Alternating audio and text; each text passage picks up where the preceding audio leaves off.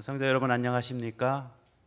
오늘 전병훈 형제님의 특별한 찬양 가운데 은혜가 있는 것은 하나님의 선하심과 인자하심이 나의 생애가 다하는 날까지 정령 함께하리라 라고 하는 그 마음의 고백, 우리 성도들의 고백을 찬양으로 하나님께 올려주셔서 감사합니다.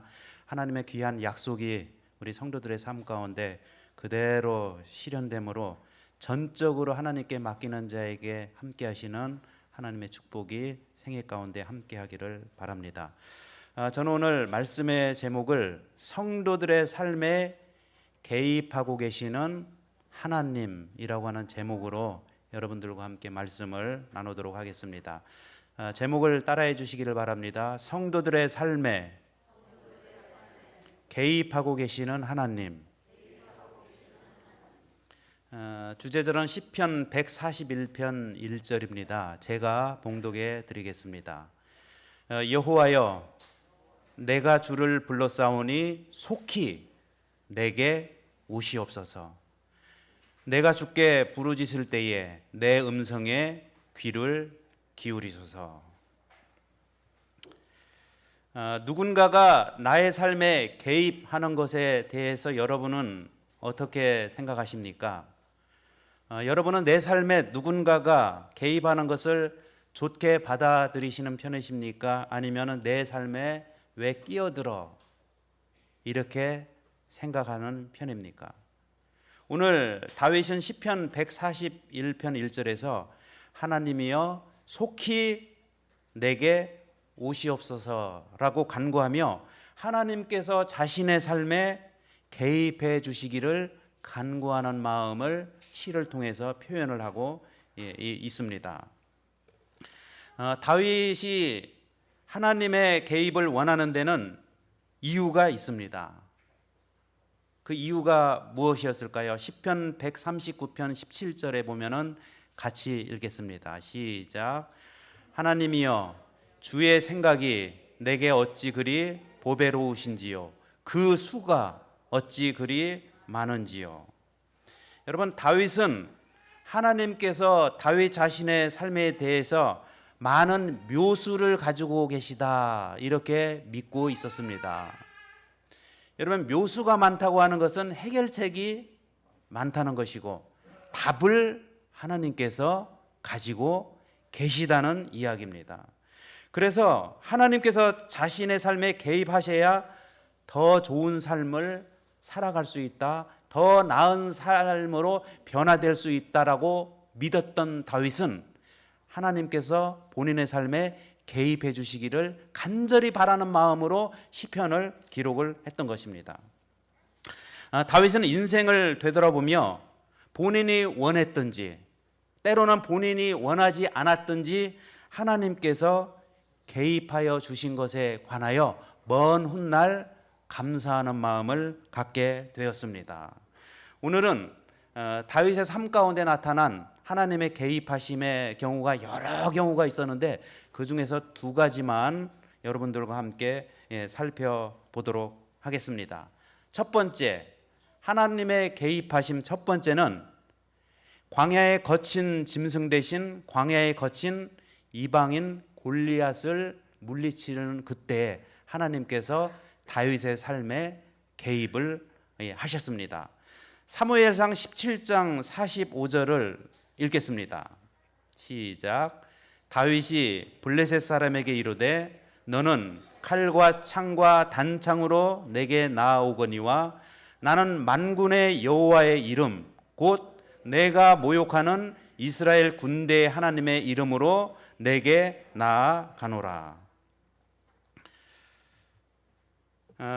여러분, 이 장면은 이스라엘과 블레셋이 전투 대열을 갖춘 다음에 양 진영에서 한 사람씩 나와서 대표로 싸워 이기는 편이 승리하기로 그렇게 한 전투 현장에서 벌어진 일입니다. 그림에서 보시는 것처럼 블레셋 군대를 대표하여 키와 몸무게가 어마어마한 골리앗이 앞으로 나왔습니다. 그런데 이스라엘에는 그에 대항할 만한 인물이 없었습니다. 이때 나타난 사람이 소년 다윗이었습니다.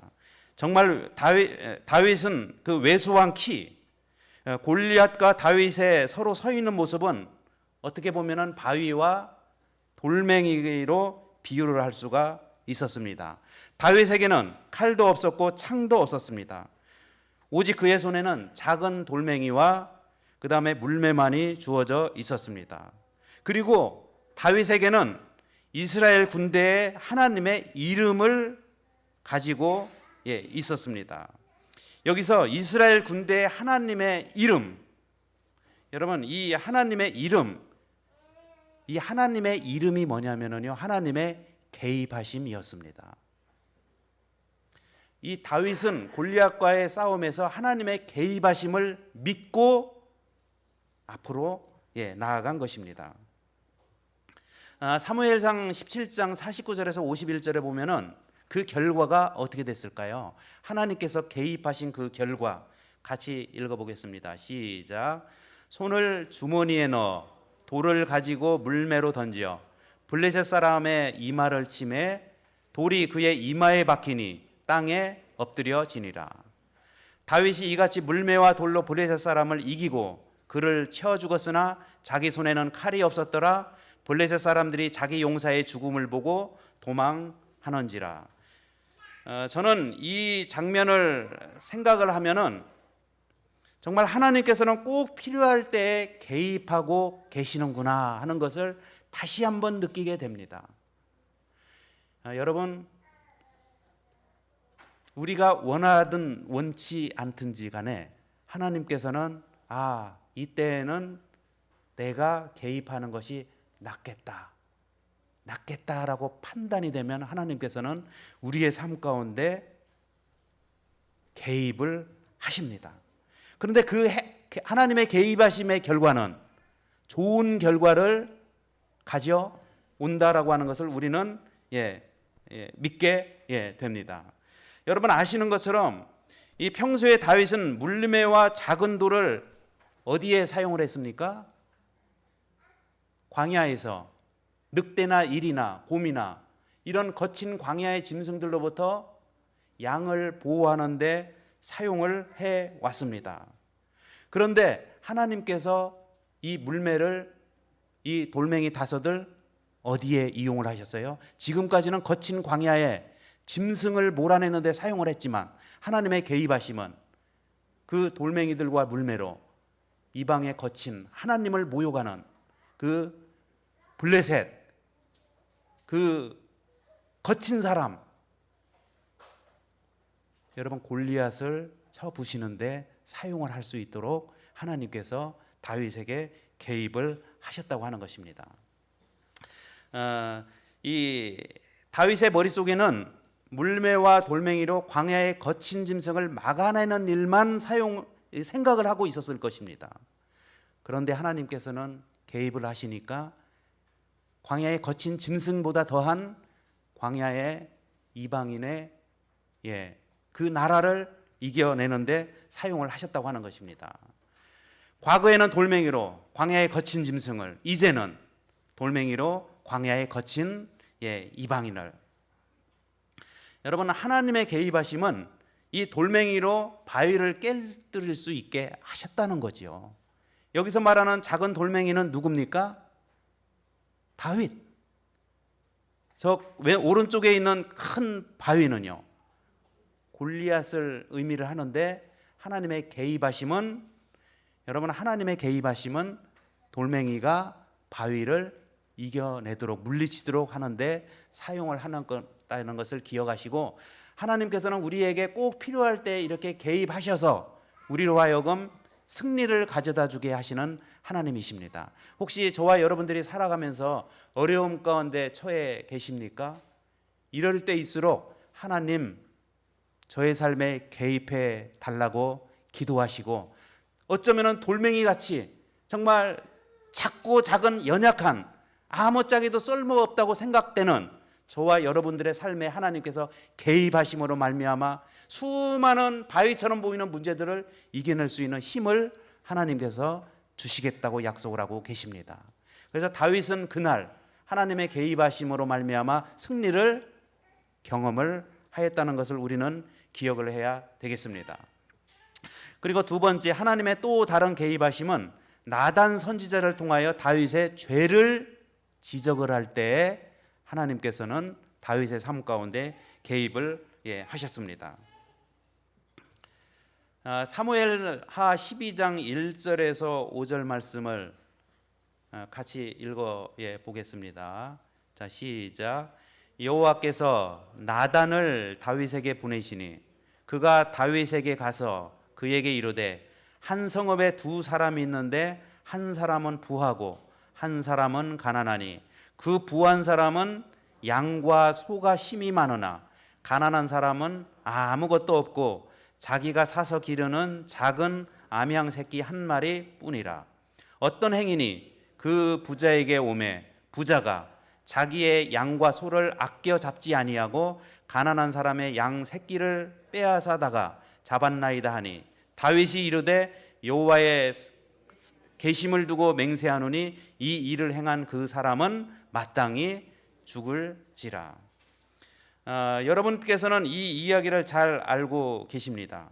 이 다윗이 밧세바를 아내로 맞이하기 위해 그의 남편을 죽음으로 몰아가면서 악한 일을 저지른 후에 이때 다윗의 그릇된 삶에 하나님께서 개입하시기 위해서 나단 선지자를 보내셨습니다. 보내면서 여러분, 그 당시에는 선지자가 아무리 옳고 하나님의 사람일지라도 왕이 선지자를 폐할 수도 있고 살해할 수도 있고 왕에게 막강한 권력이 있었습니다.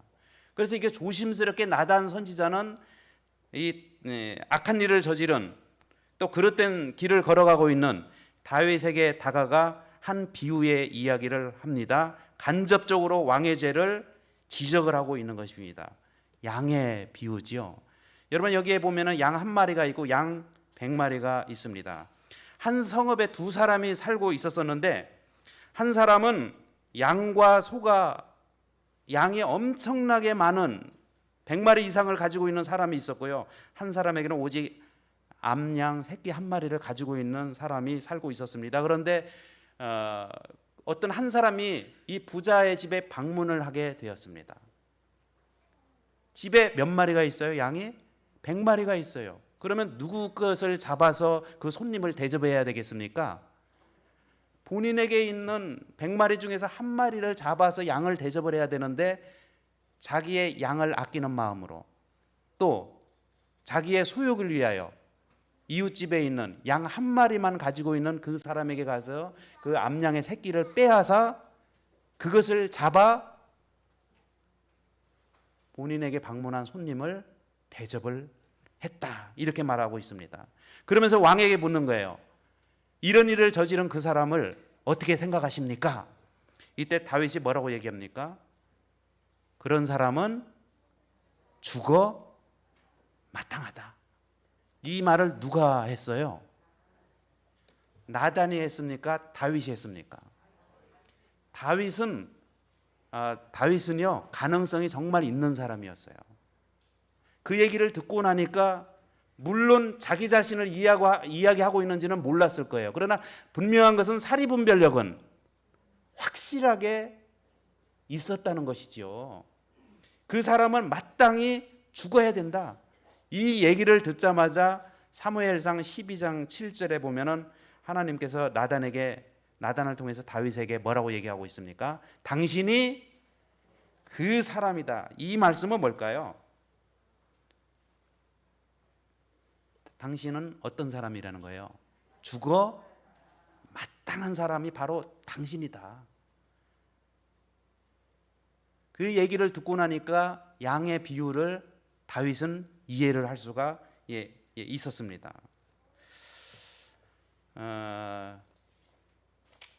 사무엘상 12장 7절에서 9절에 보면은 나단이 다윗에게 이르되 당신이 그 사람이다. 당신이 바로 그 사람이다. 이렇게 죄를 지적을 하고 있어요. 분명하게 말을 하고 있는 것입니다. 그러면서 이렇게 덧붙여서 말을 하고 있습니다. 내가 너를 이스라엘 왕으로 기름 붓기 위하여 너를 사울의 손에서 구원하였고 이스라엘과 유다 족속을 내게 맡겼느니라.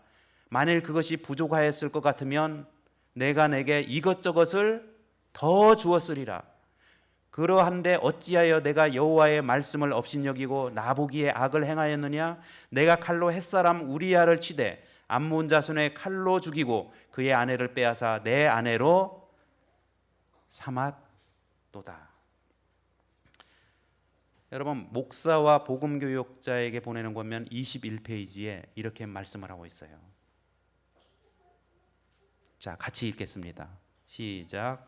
사람들은 하나님의 율법에 불순종하여 그 어디에도 비길 데가 없을 만큼 오만한 지경에까지 이르고 말았다. 인간은 불순종의 숙달 중이며 하나님의 인내와 사랑의 한계에 신속히 다가서고 있다. 하나님께서는 분명히 개입하실 것이다. 그분은 자기의 명예를 틀림없이 옹호할 것이며 횡행하는 사악함을 억누르실 것이다. 여러분, 다윗의 삶 가운데 하나님께서 개입을 하셨어요. 그런데 좋은 때에 개입을 하셨습니까? 좋지 않은 때에 개입을 하셨습니까? 칭찬받을 만한 때에 하나님께서 그의 칭찬을 알리셨습니까? 은밀한 죄를 알리셨습니까? 왕이에요, 왕. 왕의 수치가 이제 온 천하에 드러나야 되는 상황이 되었다는 거죠. 여러분, 하나님께서는요, 이게 승리를 위해서도 개입을 하세요.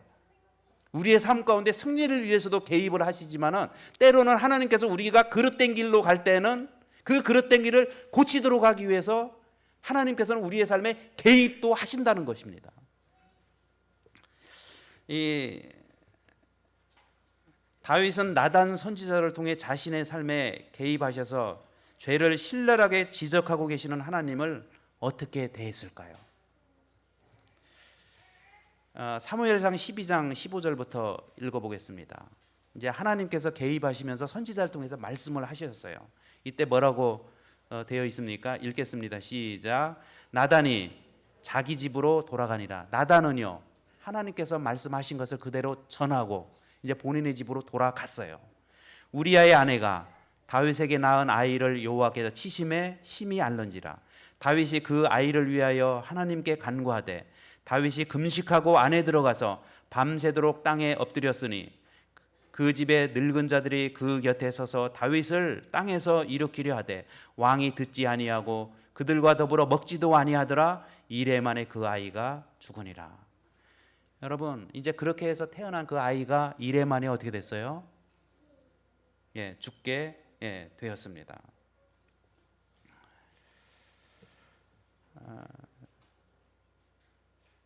다윗은 회개했습니까? 이 일로 말미암아? 이 일로 말미암아 회개를 했습니까? 변명을 하고 있습니까? 여러분, 이 일로 말미암아 회개하는 것과 변명하는 것하고는요, 천지 차이가 나중에 결과가 굉장한 차이가 나게 됩니다. 하나님의 개입하심으로 말미암아 다윗은 회개하게 됩니다. 여러분, 잘못된 길을 걸어가고 있는 사람에게 저도 때로는요, 목회자로서 이게 잘못된 길을 걸어가고 있구나라고 이렇게 생각이 될 때가 있어요. 그러면은 반드시 누군가를 통해서 이렇게 음성을 들려주세요. 그때 여러분, 제가 그 음성을 듣고 회개하면은 하나님께서 개입하신 목적이 이루어지는 것입니까? 이루어지는 것이죠. 근데 만약에 여러분 그 음성을 제가 무시하면은요, 하나님의 개입하심이 아무런 쓸데가 없는 개입하심이 되는 거예요. 하나님께서 여러분 다윗에게 잘 나갈 때에 승리하도록, 또 정말 앞에 골리앗이라고 하는 엄청난 산이 있을 때 이겨내도록 해서 승리를 가져다 주시는 분도 하나님이세요. 그렇지만 우리의 죄를 지적해서 우리가 그릇된 길에 벗어나서 옳은 길로 가도록 그것을 받아들이고 내가 순종하고 새로운 삶을 사기로 결심하고 그렇게 산다면 하나님의 개입하심에 대해서 우리는 영광을 돌리게 되는 것입니다. 오늘 제가 이 부분을 말씀을 드리고 싶은 거예요. 하나님께서는 많은 경우에 음성을 주실 것입니다. 이러면 안 돼. 그때는요, 우리가 여러분 죄를 회개하고 변명하지 말고 회개하고, 회개했을 때는 지나간 모든 것들은요, 자, 용서가 되는 것입니다. 혹시 여러분 중에는 하나님을 오해하신 분이 정말 없게 시기를 바랍니다. 이 하나님께서 나단 선지자를 통해 다윗의 죄를 심각하게 지적한 것은 다윗으로 하여금 실망하고 낙담하여 주저앉고 모든 것을 포기하여 인생 실패자로 살라고 하는 것이 절대로 아닙니다. 하나님께서 다윗의 죄를 지적한 것은, 하나님께서 다윗의 삶에 개입하신 것은 슬픔을 털고 일어나라고, 죄를 털어버리고 일어나라고, 새로운 마음으로 살아가라고 개입하고 계심을 꼭 믿으시는 성도들이 되시기를 간절히 바랍니다. 다윗이 어떻게 해야 했습니까? 사무엘상 12장 20절에 보면은 이제 그 아이가 이래 만에 죽게 되었어요. 그러니까 이래 동안에 정말 마음고생을 많이 했습니다. 그 다음에 다윗이 어떻게 했습니까? 자, 읽겠습니다. 시작. 다윗이 땅에서 일어나 몸을 씻고 기름을 바르고 의복을 갈아입고 여호와의 전에 들어가서 경배하고 왕궁으로 돌아와 명령하여 음식을 그 앞에 차리게 하고 먹은지라. 어떻게 했습니까? 낙담한 상태에 머무르지 아니하고요, 일어나서 힘을 냈다는 거예요. 하나님은 그 모습을 바라보기를 원하십니다. 하나님께서 마지막 시대에도 종교적으로 아니면 여러 가지 우리가 그릇된 길을 걸어갈 수도 있어요. 교리적으로 그릇된 길을 걸어갈 수도 있고요, 또 품성적으로 이건 아니다라고 하는 길을 걸어갈 수도 있고요, 하나님의 뜻에 맞지 않은 길을 걸어갈 수도 있어요. 그러나 하나님께서 우리에게 죄를 지적해 주는 것은 우리가 낙담하여 완전히 정말 이렇게 포기한 상태로 그렇게 주저앉아 살아가는 백성이 아니라 우리가 그것을 마음을 새롭게 해서 정말 새로운 마음으로 일어서기를 바라는 마음으로 하나님께서 개입을 하고 계신다는 것을 기억하시고 하나님의 개입하심에 오히려 감사할 수 있는 성도로 살아가시는 저와 여러분 되시면 참 좋겠습니다. 여러분, 여기 이제 사무엘상 12장 24절과 25절에 보면은 다윗 이야기는 책망으로 끝나지 않습니다. 슬픔으로 끝나지 않았어요. 하나님의 개입을 순수하게 받아들이는 자에게는 축복이 바로 기다리고 있어요. 여러분, 이 축복은요, 내가 하나님의 개입하심을 어떻게 받아들이고 어떻게 대처하느냐에 따라서 축복이 따라올 수도, 이때부터 이제 진짜입니다. 이때부터 진짜 새로운 길이 열리는 거예요. 자, 읽어보겠습니다. 시작. 다윗이 그의 아내 밧세바를 위로하고 그에게 들어가 그와 동침하였더니 그가 아들을 낳음에 그의 이름을 솔로몬이라 하니라.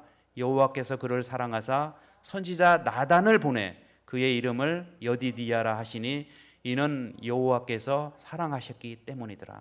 여러분, 이제 그 아이가 죽은 다음에요, 슬픔 가운데 있었지만은 모든 것들을 이제 회개하고 정리하고 다시 음식을 먹고 하나님 앞에 섰을 때 하나님께서는 또 다른 아들을 주셨습니다. 이 아들이 이름이 뭡니까? 솔로몬. 그런데 이번에 또 누구를 보냈어요? 나단 선지자를 또 다시 보냈습니다. 이번에는 왜 보내셨어요? 이번에는 왜 보내셨어요? 아까는 책망하도록 보냈지만, 여러분, 하나님은 책망을 하기 위해서 보내고 그 이후에는 아무것도 조치를 취하시지 않으시는 하나님이 아니라는 거예요. 책망을 하신 다음에는요, 회개를 하면은 반드시 다시 한 번 또 선지자를 보내요. 이번에 선지자를 보내서 뭐라고 말하고 있어요? 네가 바로 아들을 낳을 것인데 그 아들이 솔로몬이 될 것이다. 내가 사랑한다는 것을, 너를 사랑한다고, 사랑하기 때문에 책망했고, 사랑하기 때문에 울도록 했고, 사랑하기 때문에 주저앉게 일시적으로 했지만, 너는 하나님 나의 개입하심을 이해하고 믿음으로 따라왔기 때문에 내가 또 다른 축복을 주겠다 약속하면서 나단 선지자를 다시 한번 여러분 다윗에게 보냄을 받게 하였습니다. 사랑하는 성도 여러분, 우리는 분명한 것은요, 올바른 길로만 걸어갈 수는 없어요. 때로는 하나님의 뜻에 그릇된 길을 걸어갈 수도 있습니다. 그리고 불성실할 수도 있습니다. 그러나 우리는 그 중에 하나님의 음성을 듣고 다시 한번 회개하고 다시 한번 일어서서 새로운 마음으로 살기로 결심했을 때 나단 선지자를 두 번째 맞이하게 된 것처럼 여러분, 하나님의 축복의 메시지를 가지고 오는 나단 선지자와 같은 우리 하나님의 다시 한번 마음 가운데 모셔야 되지 않겠습니까? 그렇게 하도록 하기 위해서 하나님께서 오늘 저와 여러분들에게 책망을 하실 때도 있다는 것을 기억을 하시기를 간절히 바랍니다. 오늘 말씀을 보니까 하나님을 오해하실 필요가 있습니까? 없습니까? 혹시 내 죄를 책망했을 때 우리는 슬픔 가운데만 계속 있어야 되겠습니까? 회개하고 다시 일어나셔야 되겠습니까? 회개하고 일어났을 때 다시 한번 선지자를 보낸다는 것을 기억을 하시고, 우리는 침륜에 빠져서 멸망에 이를 자가 아니라고 사도 바울이 얘기하고 있어요. 앞을 향해 나아갈 자라고 하나님께서 말씀을 하고 계십니다. 자, 이사야 45장 15절을 읽겠습니다. 시작. 구원자 이스라엘의 하나님이여 진실로 주는 스스로 숨어 계시는 하나님이시니라. 하나님은 드러나시는 하나님이 아니라 숨어 계시는 하나님이다. 이 말씀의 뜻이 뭘까요? 저는 이 말씀을 오늘 말씀의 좀 주제에 맞춰서, 이 말씀은 사실 이사야 선지자가 지금 말을 하고 있거든요. 이사야의 눈에는 하나님은 숨어 계시는 하나님으로 이렇게 보였던 것 같아요. 이게 막 드러나는 하나님이 아니라 뒤에 숨어 계시는 하나님. 여러분, 스스로 숨어 계시는 하나님이라는 말의 뜻은요, 숨어 계신 듯이 조용히 계시다가 꼭 필요할 때 나타나 도와주시는 하나님입니다. 우리를 살려주시기 위해서, 우리가 올바른 길을 걸어갈 수 있도록 하기 위해서 하나님은 끝까지 숨어 계시는 분이 아니라 자기 자신을 드러내 놓으시는 하나님, 이 드러내 놓으심이 바로 하나님의 개입하심입니다. 여러분, 저와 여러분들이 정말 하나님이 우리에게 영원히 숨어 계셨으면 좋겠습니까? 좀 나타나셨으면 좋겠습니까? 좀 나타나셨으면 좋지 않겠어요? 그렇기 때문에 우리는 하나님 저의 삶에 개입해 달라고 기도하시며 간절한 마음으로 하나님의 개입하심을 붙들고 살아야 되겠습니다. 자, 시편 78편 12절에 이렇게 말씀을 하고 있어요. 하나님께서 개입하시면 어떻게 되는가? 자, 읽겠습니다. 시작. 이에 그가 그들을 자기 마음의 완전함으로 기르고 그의 손의 능숙함으로 그들을 지도하였도다. 여러분, 하나님께서 개입하시면 완전함, 하나님의 완전함으로 기름을 받는 완전한 존재로 성장해 나갈 수 있다, 이렇게 말씀을 하고 있습니다. 우리 스스로 살려고 하지 마시고요, 잘했을 때에도 또 승리가 필요할 때라도 혹시 죄를 지었을지라도 하나님의 개입하심을 받아들이고 그 개입하심으로 꼭 이겨내시는 성도들이 되시기를 바랍니다. 저는 이제 오늘 말씀을 마치면서 교회 증언 사고한 22페이지를 여러분들에게 마지막 말씀으로 전하고자 합니다. 자, 읽겠습니다. 시작. 그러나 하나님께서는 당신의 백성들을 위한 모든 보호의 손길을 거두심으로 그들을 멸망하도록 내버려 두셨던가? 내버려 두신 적이 있다는 거예요? 없다는 말씀입니까? 없었다는 것입니다.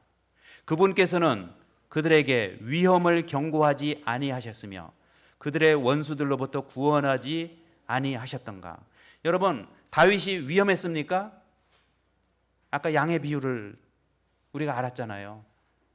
남편이 있는 여인까지, 남편을 살해하면서까지 얼마나 위험한 길을 지금 걸어가고 있어요. 그 위험을 경고하기 위해서 다윗에게 나단 선지자를 보냈다고 하는 것입니다. 그리고 원수들로부터 구원하지 않아야 하였는가? 아까 승리가 필요할 때 하나님께서는, 여러분, 골리앗과의 전쟁에서 하나님께서 개입하지 아니하셨습니까? 하나님께서는 당신의 백성들의 좌절을 기뻐하지 아니하셨다. 여러분, 이 말씀을 꼭 기억하세요. 하나님께서, 다시 한번 말씀드리지만, 우리의 삶 가운데 개입하셔서 죄를 지적하는 것은 우리가 좌절하라고 그렇게 하시지 않았다는 것을 기억해야 됩니다. 모세에게 명하여 홍해가에 장막을 치도록 하신 분은 그분 자신이셨으므로 그분께서는 그에게 더 자세한 정보를 주셨다. 자, 뭘 주셨어요? 더 자세한 정보를 주셨다는 것은 뭘까요? 하나님께서 개입하셨다는 거예요. 홍해가 갈라지도록 하나님께서 개입하셨습니까? 하나님의 개입이 없었으면 어떻게 여러분 홍해가 갈라질 수 있었겠습니까? 하나님께서는 우리의 삶 가운데 개입을 하시면 우리는 여러분 다 이겨낼 수가 있는 것입니다. 그러나 히브리인들은 그들을 위하여 행하신 하나님의 모든 기적적인 개입을 잊어버렸다. 잊지 않으시기를 바랍니다. 자, 더 자세한 정보는 하나님의 개입하심입니다. 우리 성도들의 삶에 더 자세한 정보를 주시기 원하시는 하나님께 우리의 삶을 내어드려야 되지 않겠습니까? 여러분, 하나님의 개입하심에 맡기시고 하나님의 개입하심으로 인하여 좌절하지 마시고 결국에는 일어나셔서 두 번째 맞이한 나단의 음성, 축복의 음성을 다시 한번 들으시고 저와 여러분들이 축복의 개입하심 가운데 거하는 아름다운 믿음의 성도들이 되시기를 바라며 말씀을 마치겠습니다. 우리 찬미 364장 하겠습니다. 늘 함께 하셔서 이 찬미 후에 제가 기도하도록 하겠습니다. 364장입니다. 다 같이 일어나셔서 부르시겠습니다.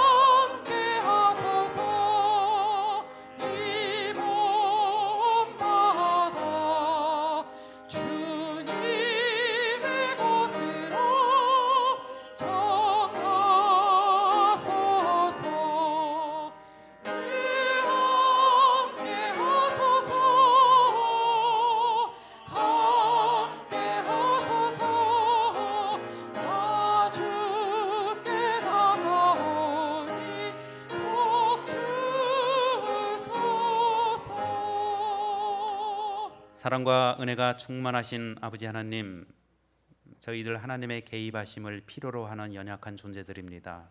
하나님, 저희와 함께하여 주셔서 저희들이 더 나은 성도로 살아갈 수 있도록 축복 내려 주시옵소서. 본교회에 출석하는 성도들 중에 건강으로, 경제적으로 또 여러 심적으로 어려움 가운데 처한 성도들 계십니다. 주께서 개입하여 주셔서 극복해낼 수 있도록 축복 내려 주시옵소서. 이 일로 인하여 좌절하지 않고 일어나는 백성으로 살아갈 수 있도록 축복하여 주셨기를 예수님의 이름으로 간절히 기도드립니다. 아멘.